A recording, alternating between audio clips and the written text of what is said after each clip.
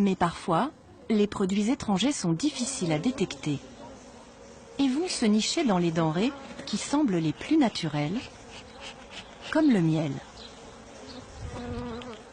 Paul Schweitzer est apiculteur. Il produit son miel à l'ancienne, dans son jardin. J'ai des abeilles depuis l'âge de 12 ans. Et je me suis passionné pour la biologie de l'abeille, et tout ce qui est en rapport avec. Donc le miel, la botanique et tout ça. Et c'est un peu comme ça que ça s'est fait. Quand il ne s'occupe pas de ses ruches, il dirige le principal laboratoire français d'analyse sur le miel. Ce jour-là, 15 marques de miel premier prix, vendues en supermarché, vont nous livrer leurs petits secrets. Donc là, on pèse 10 grammes de miel. Le but, c'est de vérifier si le miel n'a pas subi un traitement thermique trop important. Mais il va surtout vérifier l'origine du miel, en analysant au microscope les grains de pollen. C'est un miel d'origine chinoise. Quand on trouve du pollen de théier dans un miel, on est certain qu'il a une origine, en principe chinoise, c'est-à-dire asiatique. C'est la seule région du monde où on cultive le théier. Mais paradoxalement, quand vous regardez les pots, c'est jamais marqué origine Chine. Vous ne trouvez jamais. Sur aucun de ces produits vendus en grande surface n'est mentionnée l'origine du miel.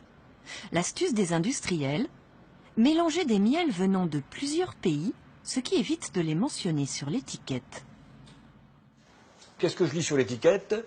Mélange de miel originaire et non originaire de la CE. Ben, tout simplement, légalement, on a le droit de marquer que ça à partir du moment où on met deux miels d'origine différente. C'est-à-dire que le consommateur, ben, il ne sait pas ce qu'il achète, puisque un miel non originaire et originaire de la CE, ben, ça veut dire qu'il provient de la planète Terre. Bon, ben, il peut difficilement venir d'ailleurs, donc on ne sait pas d'où il vient.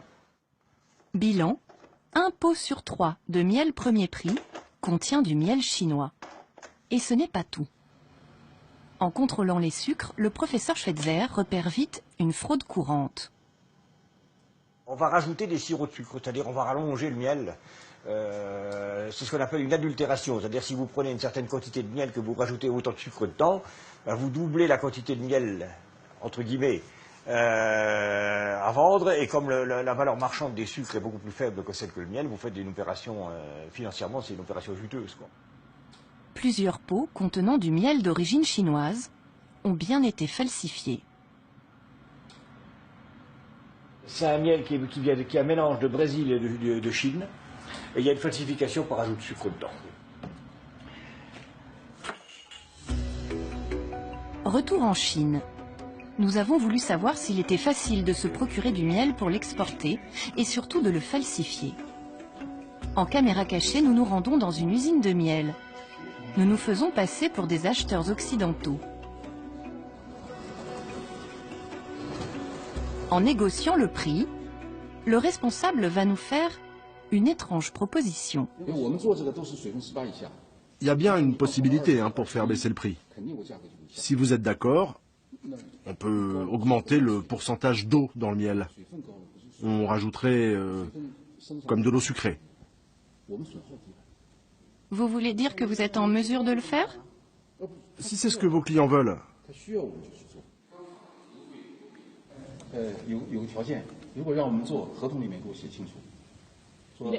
Je peux vous fabriquer du miel très bon marché, en augmentant le pourcentage d'humidité.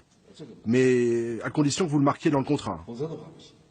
Sinon, je ne le fais pas. Je prends un trop gros risque.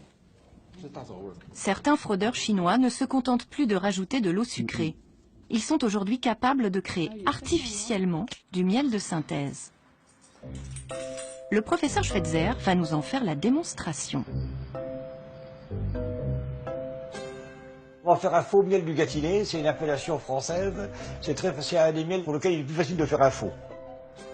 Il faut du sucre, 4 grammes de glucose, 3,9 grammes de fructose. encore du sucre, toujours du sucre. Il y a également du maltose et de l'isomaltose. Au total, 6 sucres différents. Tous ces sucres, on les trouve facilement? C'est vraiment les sucres bateaux qu'on trouve les moins chers de la chimie. Rajoutez une goutte d'acide gluconique, normalement produit par les abeilles, 1 ou 2 enzymes, de l'eau et quelques grains de pollen pour faire plus vrai. Je mélange le tout. Chauffé à feu doux, le faux miel est prêt. Ce produit-là ressemble à du miel, mais ce n'est pas du tout du miel, il n'y a pas 1 gramme de miel là-dedans. Par contre, on l'a analysé et il est conforme sous tous les critères légaux. Quand on fait les analyses de miel d'origine chinoise, certains manifestement sont faits avec les méthodes-là. En sachant que c'est même plus performant que ce que je viens de bricoler là, puisque c'est fait à l'échelle industrielle avec des contrôles tout au long de la fabrication et tout, où on arrive à faire des produits qui ressemblent parfaitement au miel.